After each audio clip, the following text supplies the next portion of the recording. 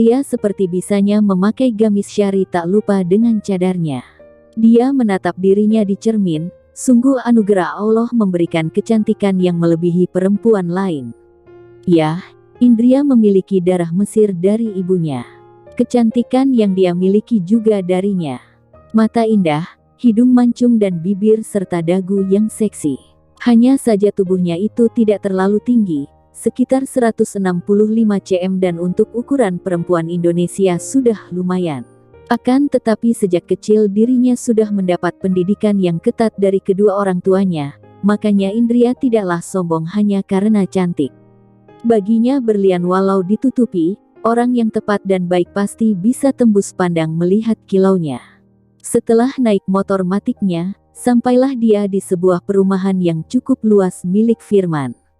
Indria sengaja berangkat lebih awal karena biar bisa bertemu dengan Zahra, sebab jika teman-temannya sudah datang pasti Zahra akan sibuk dengan mereka. "Kakak," sapa Zahra.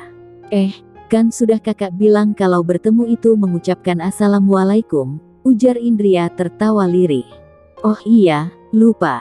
Assalamualaikum, Kak Indria yang cantik," timpal Zahra. "Waalaikumsalam, namanya perempuan juga cantik. Termasuk Zahra," balas Indria. "Tapi Kak Zahra memang cantik, dulu saat menyelamatkan aku cadar kakak terlepas." "Kakak cantik sekali," puji Zahra antusias. Indria yang tertawa sambil mengelus kepala Zahra. Memang selain kedua orang tuanya satu-satunya yang melihat wajahnya adalah Zahra. Karena dulu dia bergegas menutupi wajahnya agar tidak terlihat orang lain, padahal saat itu dia juga terluka. "Indria, ayo silahkan masuk, maaf ini masih berantakan sedang ditata biar rapi dulu," ucap Firman. "Iya, Pak Firman," jawab Indria. Setelah duduk manis, Indria segera menyerahkan bungkusan kado untuk Zahra. "Selamat ulang tahun, adikku sayang. Semoga keberkahan selalu menyertaimu, semakin cantik dan pintar ya," ucap Indria. "Terima kasih, Kak. Bolehkah aku buka sekarang?" "Boleh," jawab Indria yang paham jika anak kecil memang tidak sabaran. Zahra sangat bersemangat, begitu dibuka kedua bola matanya terpana dan segera memakai cincinnya. "Wah, bagus sekali, ada gambar Doraemon," pekik Zahra. "Ada nama kamu juga loh di dalamnya," ucap Indria. Zahra melepas cincinnya, begitu diintip bagian dalam memang ada tulisan Zahra. Zahra segera memeluk Indria dengan erat. "Terima kasih banyak, ya Kak," ucap Zahra. "Sama-sama, kamu pakai ya. Kelihatan cocok dengan jemarimu," bujuk Indria. Tiba-tiba saja datang seseorang yang langsung membuat kehebohan. "Dasar pelakor, sudah aku hilang kamu jangan kemari yang jangan," teriak Vida yang baru datang. "Mama, aku yang mengundang Kak Indria," sela Zahra.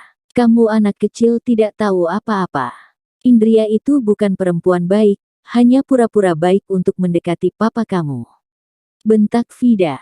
"Astagfirullah, Mbak Vida. Jangan suka menfitnah orang sembarangan. Aku baik pada Zahra karena tulus menganggap dia sebagai adik," balas Indria tidak terima. "Halah, jangan sok suci kamu.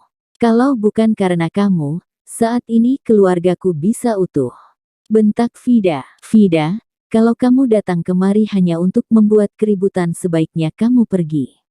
Tanpa kamu kehidupan aku dan Zahra lebih baik," sela Firman.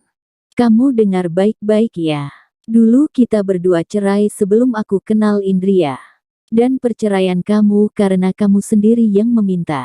Sekarang setelah kehidupan aku dan Zahra membaik, atas dasar apa kamu ingin kembali sesuka hati? Andaikan aku tidak kenal Indria, aku juga tidak sudi kembali padamu," balas Firman.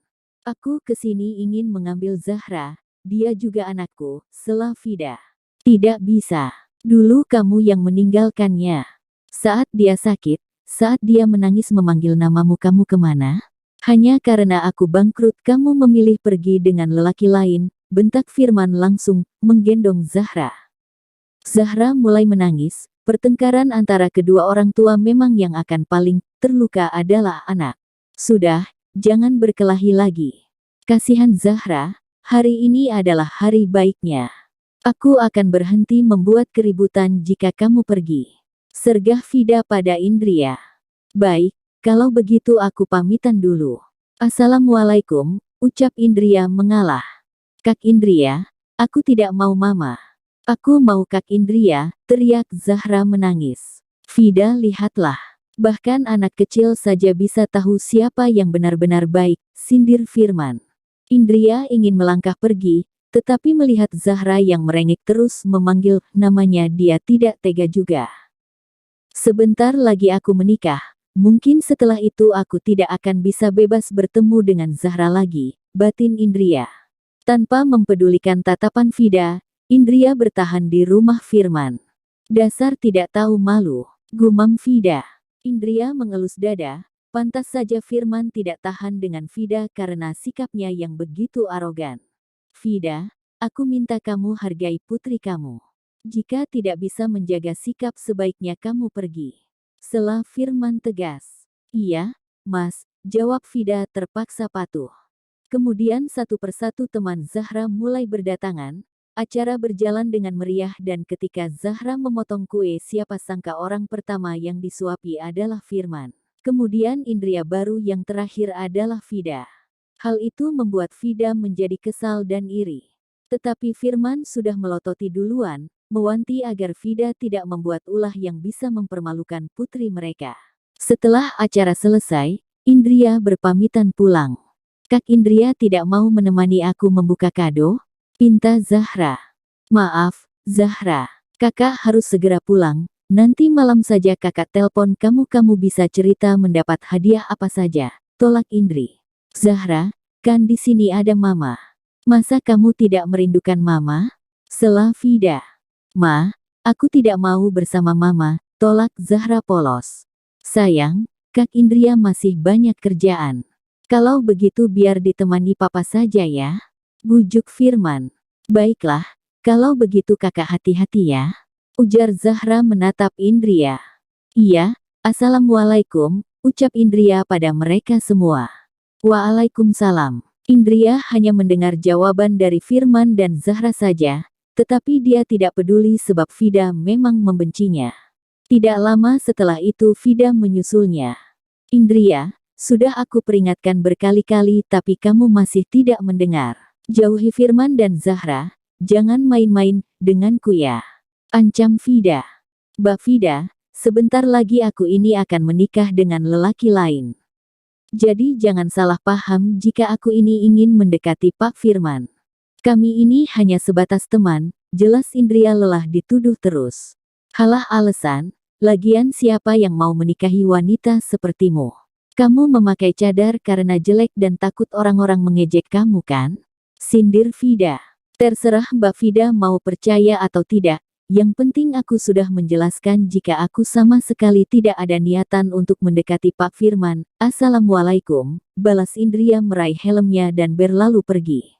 Dasar munafik, wanita ular. Umpat Vida cukup keras. Indria sebenarnya agak malas pulang juga, sebab di rumah dia sendirian dan hanya merasa sepi. Saat kesepian itu datang dia akan merasakan kesedihan merindukan kedua orang tuanya. Dengan motor matiknya Indria memaksakan diri pulang secara perlahan.